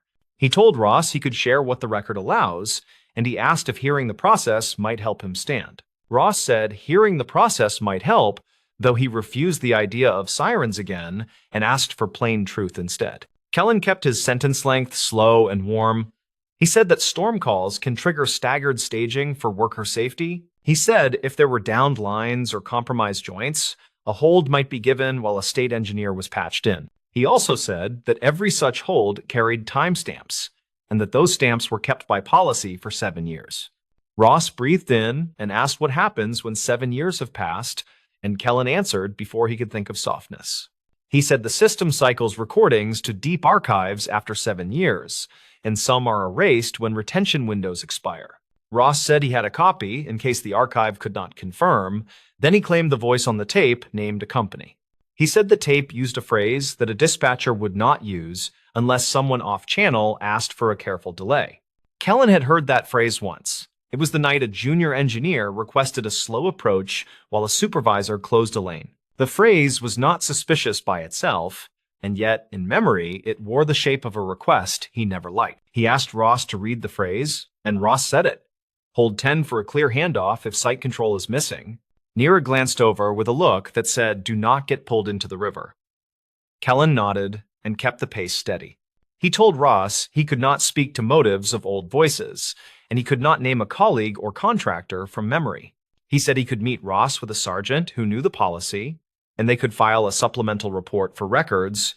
Ross said he was tired of reports. Then he asked a new question. Was someone paid to push that hold in the storm? Kellen chose his words like glass marbles placed in a line. He said he had not seen evidence that proved a bribe. He said he had seen maintenance slips that missed dates in years with bad weather, and he had seen budgets cut twice. He said contracts sometimes shifted mid-season, and miscommunication could look like intent when viewed through grief and time. The cruiser staged in the dark lot of a bait shop, and the medic idled near a closed diner with frosted windows. The tower camera picked up 2 figures near the midspan, and the wind made their jackets move like wet flags. Kellen asked Ross if someone stood with him, and Ross said a cyclist had stopped and was holding a flashing light. He asked the cyclist for the phone, and the cyclist, shouting through wind, said he would hold the light where Ross stood. Kellen brought the cruiser onto the bridge, slow and quiet, then asked Ross to look over his right shoulder for headlights. He said he would keep talking while the car approached, and he would ask simple things about the person lost. Ross began to tell a short life. He said she had a laugh that came in bursts, and she liked folded maps. He said she had taken a night shift to help a younger sister, and she kept a lanyard with a faded tag. He said he watched her set cones before the storm hit, and he watched the curve where the sedan took the line. He said no one saw the driver afterward, and the report guessed water pushed evidence downriver where it turned to silt. He said the tape he found made his chest hurt because someone with a badge kept people where the wind was worst. Kellen said he heard the pain and he believed the sincerity. Then he asked Ross to step back from the rail 1 foot. He said small choices add minutes, and minutes stack into plans, and plans turn into days that someone can live through. The cruiser moved a foot at a time. The officer called in with a whisper to confirm eyes on the subjects. The wind kicked a tab of paper along the sidewalk, and the camera caught it hopping like a small animal in rain. Kellen asked Ross about the cracked case at the pier, and Ross said the fisherman who found it gave him the phone. He said he cleaned the mud with rice and heat, and the screen woke like a held breath and showed the saved audio. Kellen pictured a kitchen table with towels and a humming space heater and the stubborn work of saving a last voice. He told Ross that someone who would do that kind of work could also stand away from the edge and breathe tonight. Ross said people kept calling him crazy when he brought the phone around, and one clerk said to forget old storms. He said he would go if someone could promise the message would not vanish into a hole where things get lost. Kellen had a rule: never promise anything that depends on someone else. He made a different promise instead and wrote it down. He said he would take a copy himself, and he would log it as a citizen recording attached to a supplemental report. He said he would list the time and origin as provided, and he would initial the line and add a contact number. Ross went quiet, and the wind filled the line again, and the cruiser stopped a car length away with no flashers. The officer on the bridge said he saw a second person keeping distance, and the cyclist raised the light toward the railing. Kellen asked Ross if hearing a small true thing might help him come off the rail. Ross told him to say it plain. Kellen told him there was an internal review back then, and it did not find a bribe, but it did find a silence. He said a manager failed to file a conflict disclosure, and a vendor had a nephew on a crew scheduled for that week. He said the manager resigned before the report made the rounds, and the findings lived behind a line marked personnel matter. He said he had read that line with tired eyes and wished it said more, and that was the part he kept. He did not say the other part out loud, which was the line about a recommended reprimand for delayed notifications. He did not say the name of the dispatcher who missed a handoff while moving units during the storm shift. He did not say that the reprimand belonged to him for a calendar mistake that lost 2 minutes when the server lagged. He believed the 2 minutes had not caused the death, yet he carried them like a coin that burned his pocket. Ross stood very still. He asked why no one told the public that someone had been asked to resign quietly. Kellen said the county tells what it must by law, and the rest gathers dust and waits for someone to ask again. He said he understood that wait, then asked Ross to walk toward the cruiser while the cyclist kept the light behind. Ross said he wanted to hand the phone over himself and watch it enter the chain that could not be erased. Kellen told the officer to receive the device and document the handoff on camera, then he told the medic to stage closer. He kept talking to Ross about the quiet details of grief as the officer moved with hands open and calm shoulders. Ross stepped away from the rail, and the wind made the tension a little louder. Then the cruiser door clicked open. The officer took the phone and read the time on the screen for the camera, then thanked Ross and nodded at the cyclist. The medic stepped out with a blanket and stood near, and the cyclist said he would bike Ross home if that helped. Kellen set the line to a low hold and told Nira to mark the recording flagged for retention review and supervisory copy. He also wrote a note for himself to call records in the morning and ask for a manual pull from the deep archive. He would say the citizen copy exists and should be paired with any surviving log from the storm year for clarity. He would not say the rest, which was that he had been the one to misread the calendar view during a switch. He shifted to the closing questions that help people move. Any harm today? Any plan tonight? Any safe place to stay? Ross said he would stay with a friend who owed him a favor, and he would bring coffee to the cyclist as thanks. He said he would wait to hear if the recording matched the archive, and he would not visit the bridge again at night. Kellen said someone would call him within 3 business days, which felt safe to offer, and he wrote his own number anyway. He signed the log with a quick line and filed the incident under welfare resolved with evidence collected and no injury. The bridge camera caught the cruiser pulling away slow while the medic followed, and the cyclist lights faded toward the trail. Nira slid over a cup with fresh coffee and asked if he was okay. and he said yes, since people had stepped off safe. He picked up his notebook and drew a small square around the words he had written, which read, "Keep the silence clean." He drove home as rain dripped from the awning of the grocery, and the owner waved from a dark window with a thin smile. He unlocked the door and set his notebook on the table. Then he took the spare tape recorder from a drawer beside the sink. He spoke the date and the incident number and a short summary. Then he said 7 words that were just for the tape. He said the bridge call reminded him why small errors multiply and why a person can choose to carry them alone. In the morning, he brought the tape to the records clerk as a personal note to accompany the citizen copy for context. He did not include the part about his own reprimand, which lived on paper in a file that no one requested. He told the clerk that the caller needed confidence, that the system held memory, and the clerk said that part was done. 3 weeks later, a letter arrived to confirm the match, and the archived call contained the same phrase and timing. The letter said the review board would annotate the old memo to reflect the vendor relationship that had been missed. It also said the findings still pointed to weather and a panicked driver as primary causes rather than any delayed instruction. Kellen stood at the window and read the lines twice, then folded the letter and slid it under the notebook cover. He walked the long way to work and past the river that pretended to be quiet, while tugs moved lumber under the span. He thought about the part he had kept and judged whether it belonged in daylight or whether it still lived best in private. He decided to hold it until it served someone to hear it, which was not the same as hiding, and felt closer to care. The stories. Ranger Station Ledger flagged a missing permit at dawn. At first light, the Ranger Station Ledger spat out an alert that one backcountry permit number did not reconcile with issued copies. The overnight dispatcher circled the entry in red marker and wrote missing, which was the only word nobody wanted to see. Latham Reyes was 39 and worked as a field ranger who managed trailheads, radios, and the old metal key cabinet.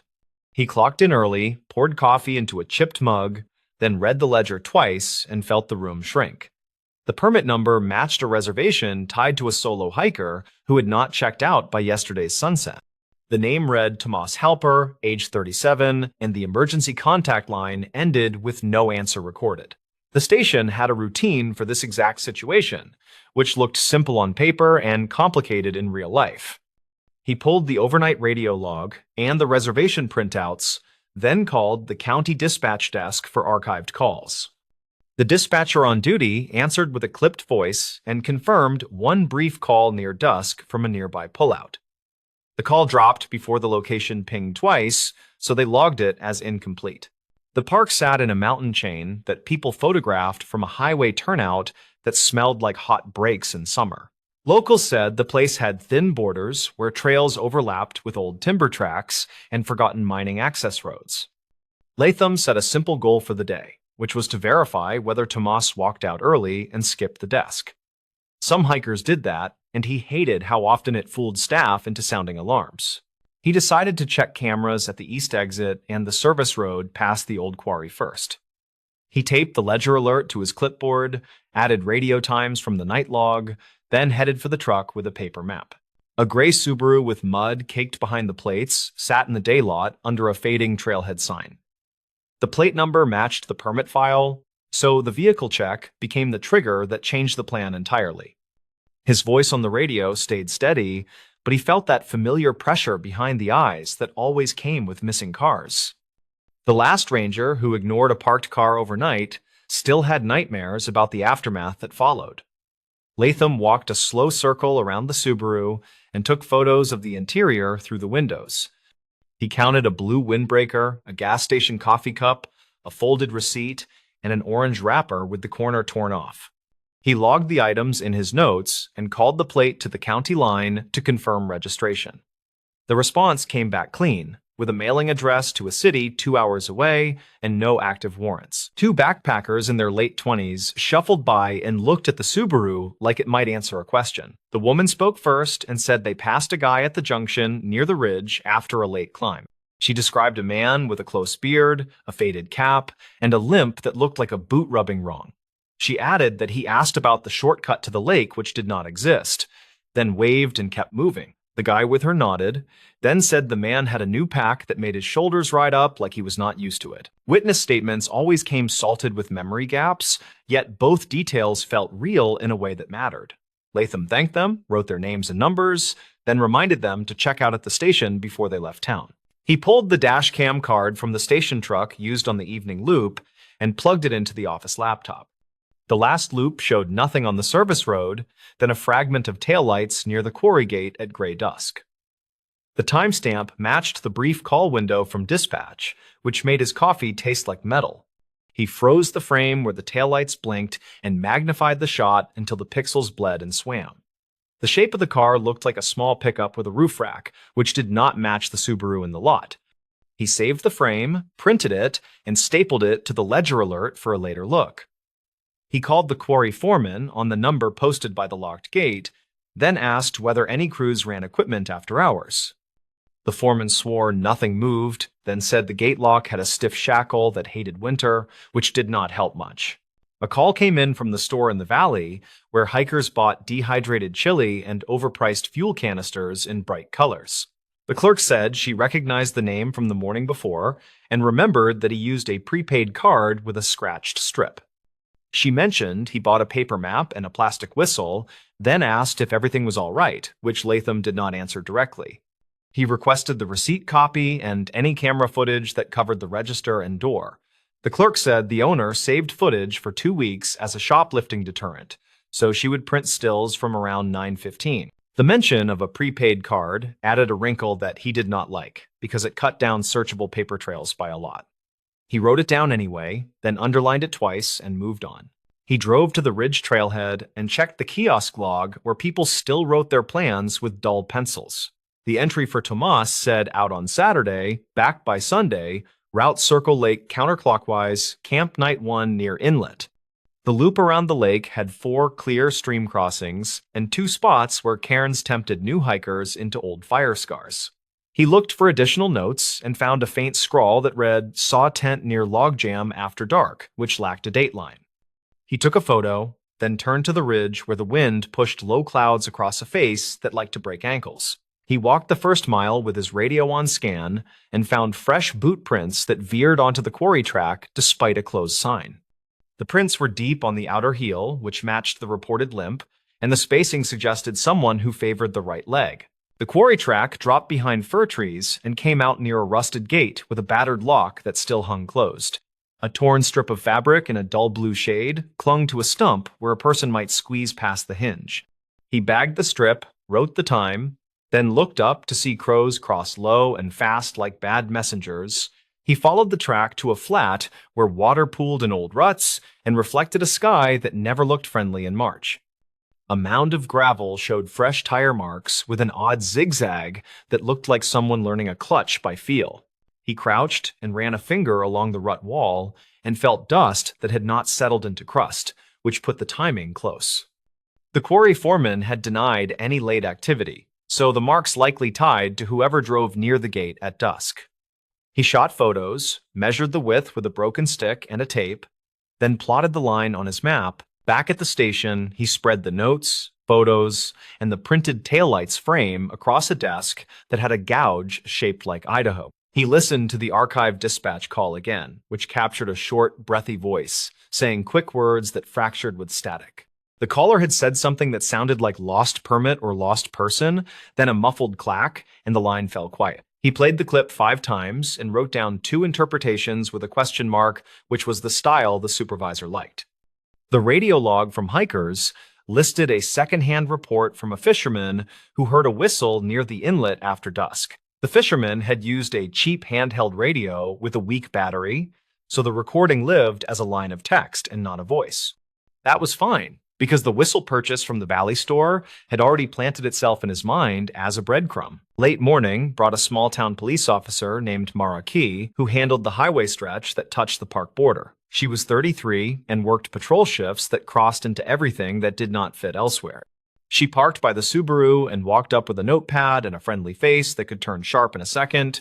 They stood by the hood and traded notes that barely needed full sentences after years of joint calls. She said the highway turnout camera caught a gray pickup with a roof rack at 1842, heading toward the quarry. She added that a volunteer firefighter reported an unusual truck bed loaded with tarps after 9 near the county line. Latham held up the taillight's print and said the shape tracked with what she had.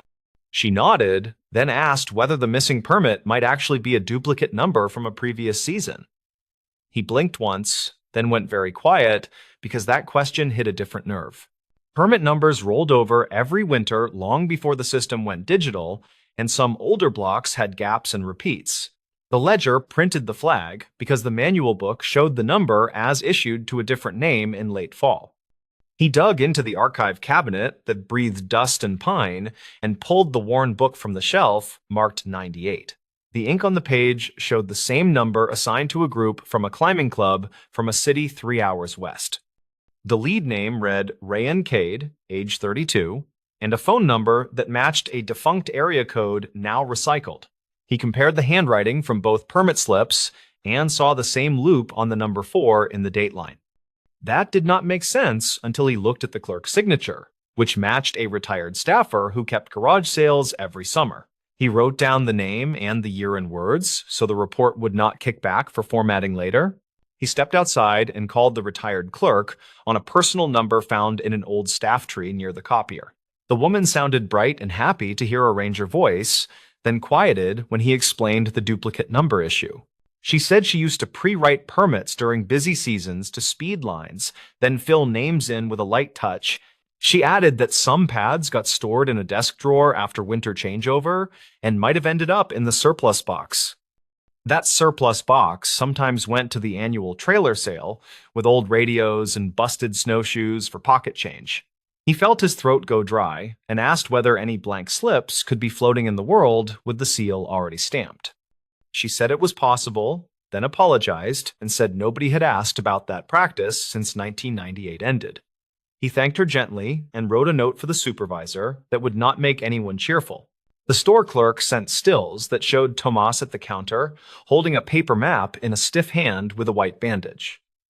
The timestamp read 9/12, which lined up with when the trailhead sign-in sheet filled up. A second still showed a man behind him wearing a quarry company cap who bought batteries and jerky. That detail landed like a small stone in a bigger pond because of the quarry track prints and the taillight's frame. Latham called the quarry foreman again and asked to see the shift roster for the past 2 days.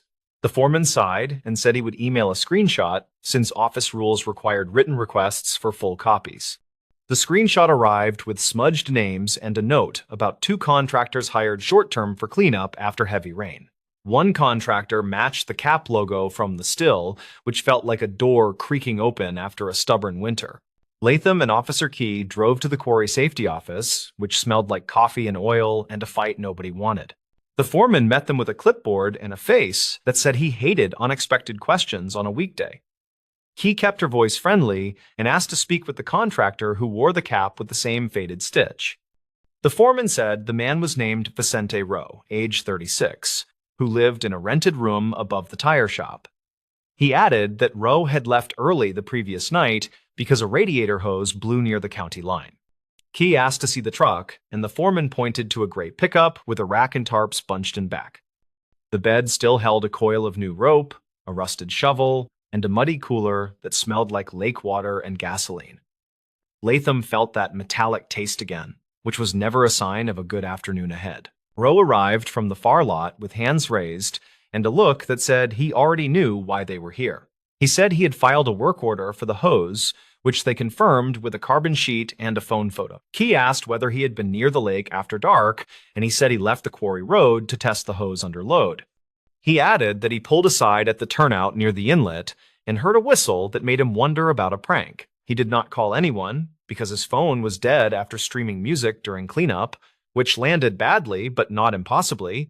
He said he saw a small tent by the log jam and a lantern glow. Then a figure waved and yelled something about a permit. Key wrote it down and asked for permission to look inside the cooler, which Rowe granted with a shrug and a steady jaw. Inside lay 2 empty water jugs, a crumpled fuel canister sleeve, and a plastic whistle in an unopened bag from the Valley store. Back at the station, Latham laid the whistle sleeve next to the store receipt copy and saw a mismatch in barcode digits. The sleeve in the cooler matched an older shipment code that the store had sold out months ago during a discount run. That meant the whistle in the cooler likely came from a different source than the one Tomas bought at 912. He looked again at the still where Tomas held the map with the bandaged hand and noticed a line of dried mud on the cuff. The mud looked pale and powdery, which matched the quarry fill used to stabilize the service road after storms. He wrote a timeline that pinned Tomas at the store, then likely at the quarry road, and finally near the inlet after dusk. He wrote a parallel line for Rowe that put him at the quarry, then on the same road, then near the inlet while testing a repair. The lines felt too neat until he added the duplicate permit issue that now seemed like a hinge rather than a footnote. He dug into the city address on file for Tomas and found a rental building with mailboxes that had newer locks installed last winter. The property manager answered with the cheerful speed of someone who wanted a clean day and already knew it was lost. She said a man with that name had paid cash, kept to himself, and left 2 weeks early with no forwarding note. She also said a different name had appeared on a delivery label once, which the courier mentioned when buzzing the wrong unit. The alternate name sounded familiar, and it clicked only when he reopened the 1998 ledger page. It matched the lead from the old climbing club permit, which tied the duplicate number to a person who should have aged out by now. The detail did not mean they were the same person, but it did mean someone liked to reuse names tied to old paper. Officer Key ran the alternate name through an old case index that kept records of search and rescue incidents on paper and microfilm. A report from 2 winters back described a fake distress call at the same inlet that lured volunteers into a risky night crossing.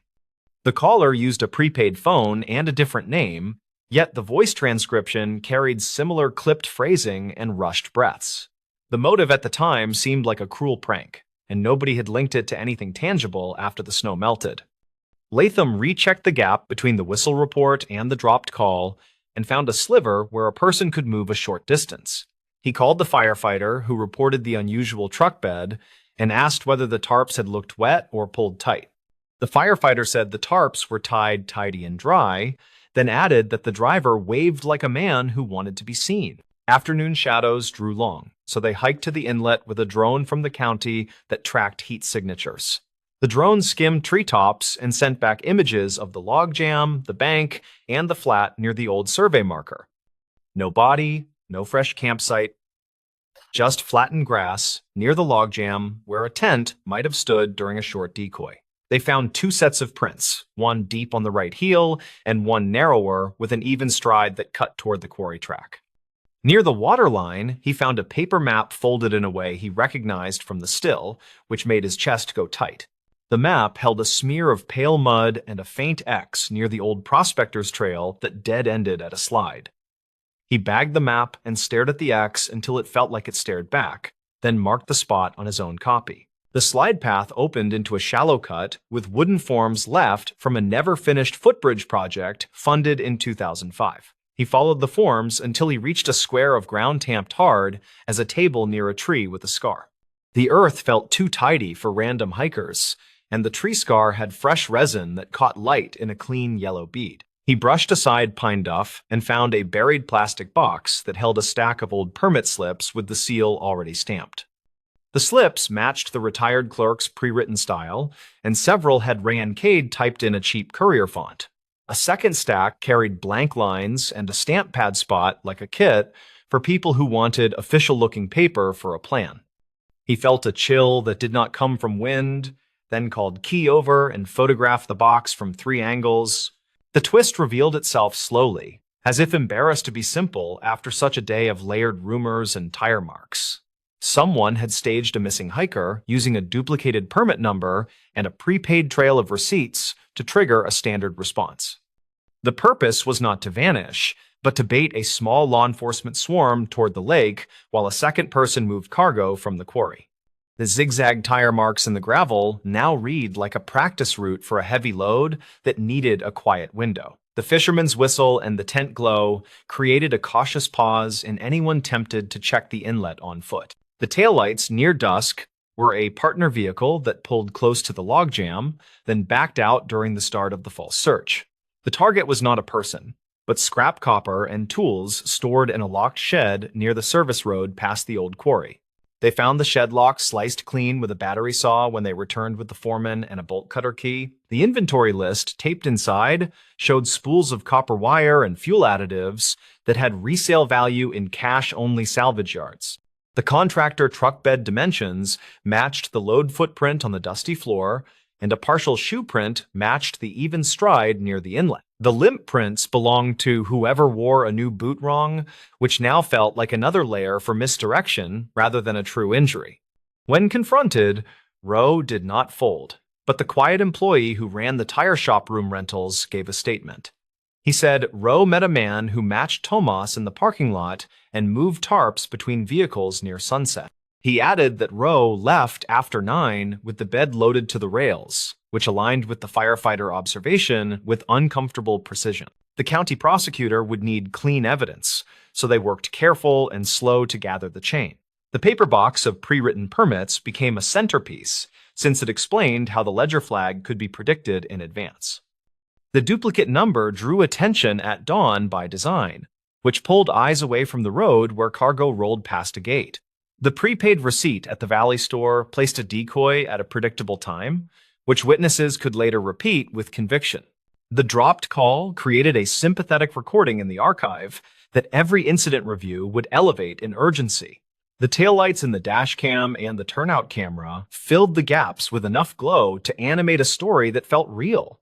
None of it solved every moment, yet together it built a scaffold sturdy enough for charges that did not fall apart. They never found a body by the inlet, which fit the theory that nobody had been in true danger that night. A week later, a different store camera captured Tomas in a neighboring county buying a tire patch kit with a clean, unbandaged hand. The clip went into the case file under reportedly cited, along with a printout of the copper sales ledger from a salvage yard off the highway. Rowe took a short plea on theft and tampering with evidence, which irritated people who liked long answers.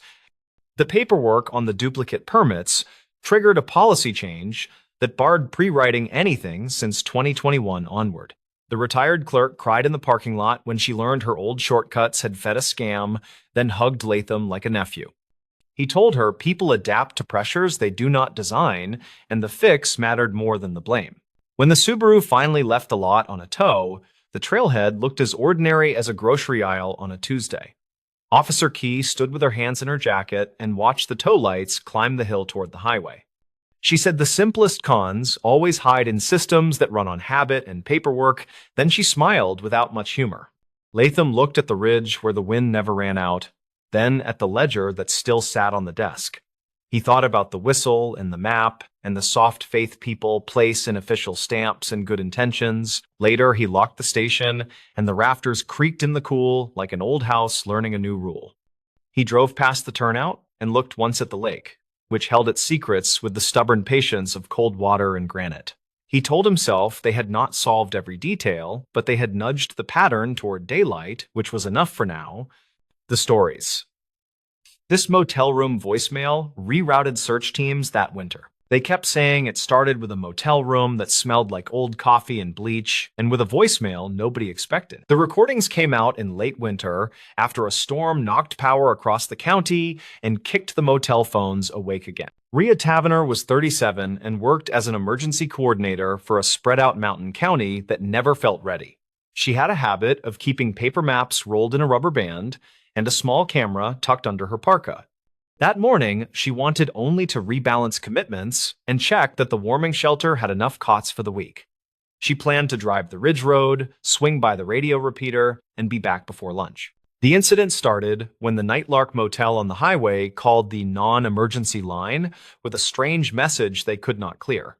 The manager, a tired man named Cal Rudd, told the dispatcher that a red light on room 26 blinked, and the phone kept chiming. He said the display showed a new voicemail that would not delete, and he wanted someone to listen because the guest had left. Rhea took the secondary call because the sheriff's deputies were stacked with fender benders on the main grade.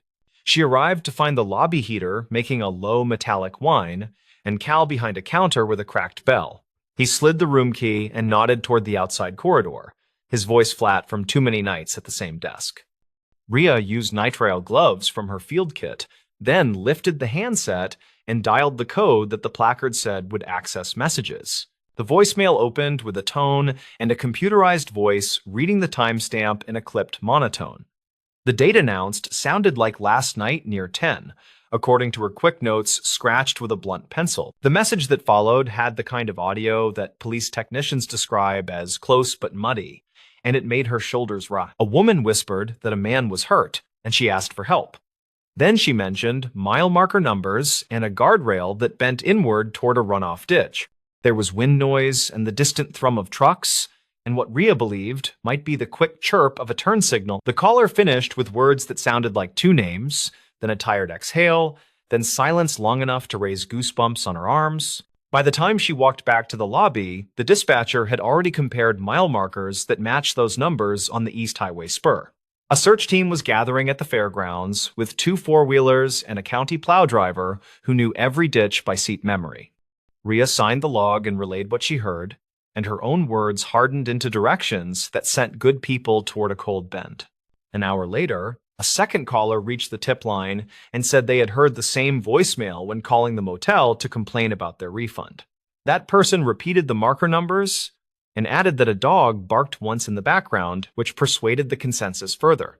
Witness statements began clustering around the East Spur, and a deputy noted in the dispatch log that he had seen a bent guardrail near marker 32 2 days prior. The search teams rolled that way in a slow line of lights that looked brave against the blank sky. Rhea drove separately and scanned plow berms that faced the wind, because snow settles in patterns that trap fresh tire ruts longer. She told herself that the timestamp was clean, and that the voice felt close, and that people needed her to stay practical. The first mile produced a stranded sedan with a dead battery and a sheepish driver, and the second mile delivered a drift that swallowed half the lane. They found nothing that matched a serious wreck, only plastic shrapnel and a glove lost last week, which made her think about timing again. Back at the fairgrounds, a radio operator replayed the voicemail on a speaker, and the group leaned in. Rhea asked Cal for the motel's phone vendor contact, and he brought out a binder with hand-printed notes in thick marker. She called the vendor and asked about power cycles and about date behavior when the system lost time, and the technician promised to check archival events. She returned to the voicemail and listened for anything that placed a person rather than a highway, because people leave fingerprints in sound if you keep still. The second listen gave her something new that felt small but pointed. Right after the caller said the mile marker numbers, the wind changed tone for half a second, then a faint clack sounded like an elevator door. That did not belong near a rural guardrail, and it made her write elevator with a question mark next to it, which was not her usual habit. She also caught the soft bleep of a room keycard reader, which could have been the motel hallway if the phone had been on speaker, or a different building entirely. She left the fairgrounds and drove back to the Nightlark with the camera on the seat, planning to map every sound in the hallway against her memory. Cal mentioned that room 26 sat above the ice machine and that the elevator had a sticky door that made a little clap. She asked who stayed in that room last night, and his ledger showed a single occupancy, paid in cash, by someone who wrote a name that did not match any local license. He shrugged and said the guest checked out at 6 and that housekeeping already turned the room. Rhea asked to see the housekeeping cart, and the housekeeper, a careful woman named Jillian North, said she had found the room tidy. Jillian said the phone had been off the hook at first, which she corrected, and she said the window faced the back lot where trucks idled. Rhea asked if anyone had used the lobby phone when power returned, and Jillian said a traveler borrowed it while waiting for a ride that morning. That detail felt important because lobby phones sometimes route through the same server as the room phones, which can create strange behavior.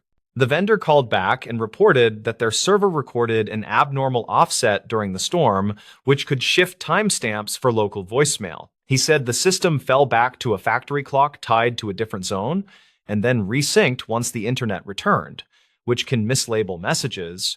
He promised to send a small report, and Rhea wrote down the gist, then underlined the word offset because she disliked anything that moved signposts during a search. The dispatcher added a note in the log with that information, and the group paused to reassess direction. Rhea listened again and measured the gaps between key clicks and the turn signal chirp, and she kept hearing something like a vending machine compressor. She stepped into the hallway and held her phone down by the ice machine, and her recording later showed the same humming cadence. The voicemail might not have been a live plea from a ditch, but could instead be a message recorded in the building and then captured by the motel system during the storm. She asked Cal whether any old messages archived on the server could return as new after a reset. Cal admitted that he had once lost all messages after a lightning strike and then found them again as new after a technician visit. He said the phone guy joked about ghosts calling back to settle their bills, which did not sound funny to Rhea at that moment. She pressed for dates and asked whether past incidents lined up with heavy weather, and he nodded toward a clipboard full of repair tickets. The dates matched cold weeks when snow slid from the roof, and the idea of an old message waking up felt more likely with each line. The next step was to figure out who had left the recording, and whether the details pointed to the East Spur or somewhere entirely different. Rhea asked for prior registration cards for room 26, and Cal produced a stack bound with a rubber band that snapped on the counter.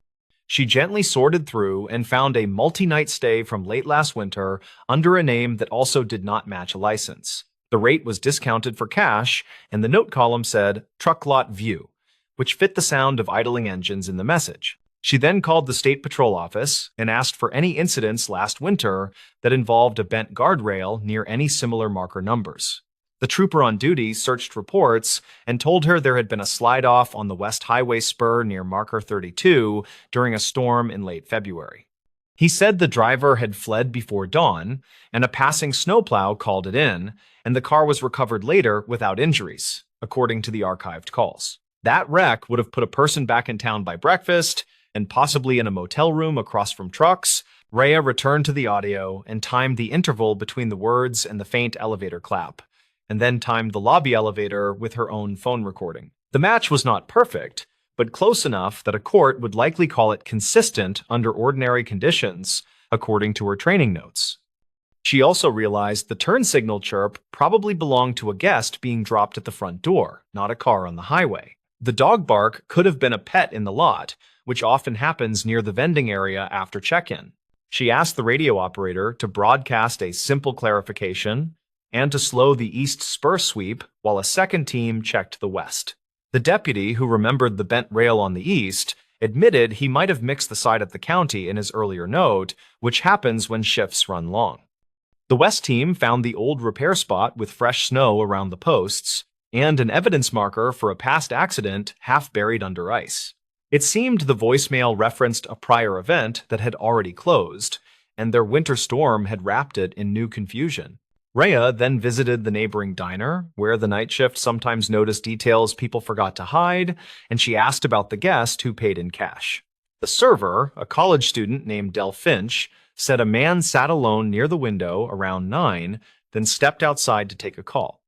Del remembered because the man cupped his hand over the motel phone receiver in the lobby, which struck Del as old-fashioned, and then asked for a ride to the bus station.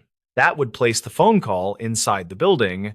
During the same hour, the voicemail claimed she requested the motel camera footage for the hallway by room 26, and Cal said the system stored 2 weeks, which happened to straddle their storm.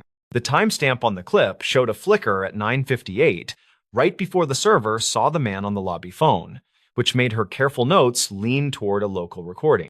A county technician extracted the audio from the clip, and while it was muddy, a mechanical ding from the elevator landed exactly where her earlier timing suggested. The odds of a live highway recording sharing those indoor sounds felt very small. The twist arrived quietly when the vendor finally sent logs that showed the voicemail database replayed queued items after resyncing and labeled some as new. One item matched a stored call from late winter last year that had been partially corrupted, then reconstructed during the reboot.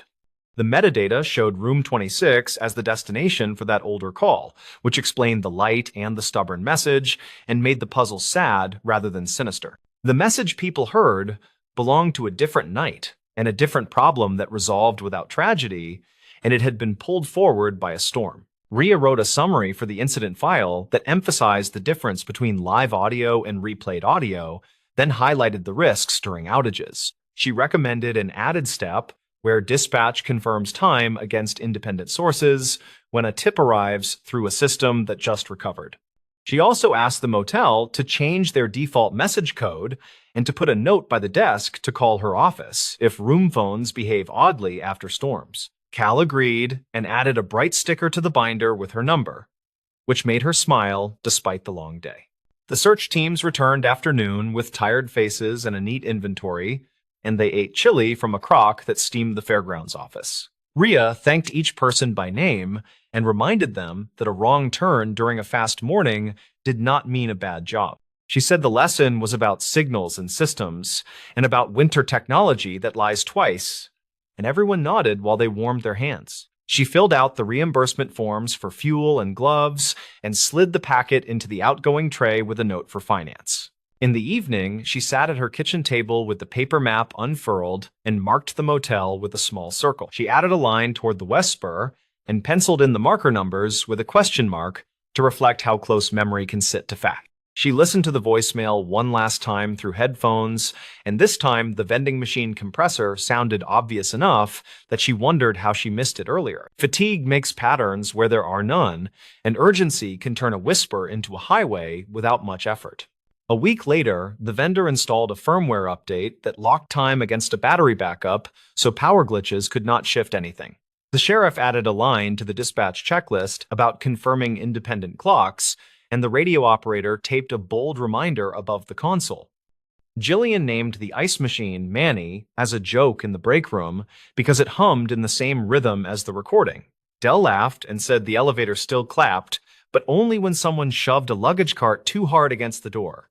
In a different winter years ago, the same storm pattern had toppled a repeater and blacked out an entire valley, which lived in Rhea's head.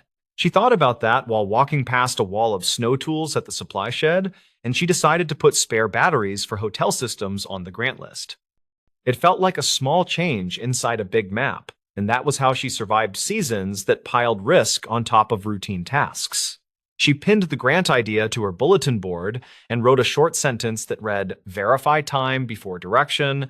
No one ever found the man who left the cash registration during the recent night because he boarded the bus and vanished into ordinary life. The earlier driver from last winter had been located and fined, according to the archived paperwork, which made that thread tidy in the official sense.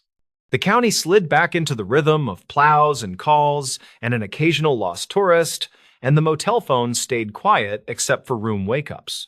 The red light over room 26 stopped blinking, and the ice machine chugged along with stubborn loyalty.